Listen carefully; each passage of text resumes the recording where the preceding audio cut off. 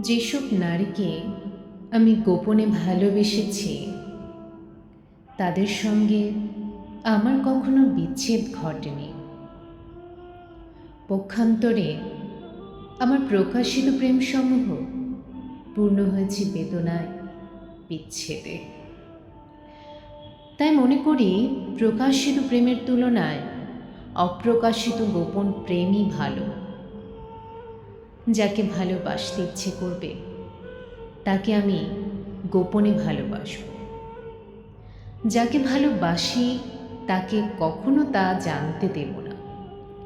আমার প্রেম প্রত্যাখ্যান করার কোনো সুযোগই সে পাবে না। আমি তাকে ইচ্ছে মতো ভালোবাসব, প্রাণ ভরে ভালোবাসব।